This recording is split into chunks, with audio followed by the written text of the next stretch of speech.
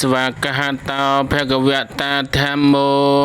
ព្រះបរិយន្តិធម៌គឺប្រត្រៃបិដងជាធម៌គឺប្រដមមានប្រភាទ្រង់ត្រាស់សម្ដែងហើយដោយល្អធម្មោប្រណិបលោកុន្តរធម៌មាន9ប្រការគឺមគ្គ4ផល4និព្វាន1សន្តិន្តិកោជាធម៌គឺព្រះអរិយបុគ្គលទាំងពួងដឹងពិតឃើញពិតដោយបញ្ចវេខណញ្ញាណគឺថា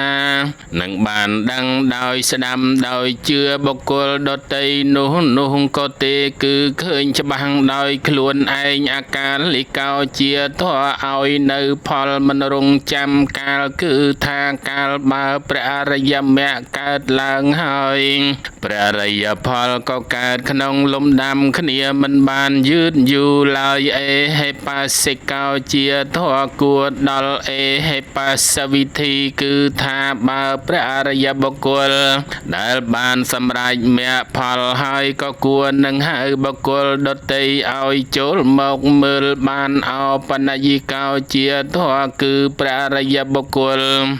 ក៏បីបងអោនចូលមកទុងក្នុងខ្លួនដោយអំណាចនៃភាវនាបច្ច័តតាំងវេទិតពោវិញ្ញូហេជាធម៌គឺអ្នកប្រាជ្ញទាំងឡាយ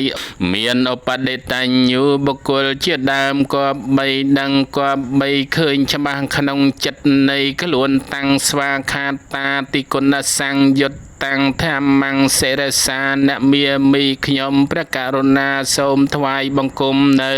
ព្រះធម៌ជាម្ចាស់ដ៏ប្រកបព្រមហើយដោយគុណមានគុណថាស្វាខាតោជាដើមនេះដោយសេរសាគឺត្បូងតញ្ចធម្មងអ៊ីមេហេសង្ការេហេអភិពោជយាមីខ្ញុំព្រះករុណាសូមបូជាចំពោះនៅព្រះធម៌ជាម្ចាស់នេះដោយគ្រឿងសក្ការៈទាំងឡាយមានប្រមាណប៉ុណ្ណេះ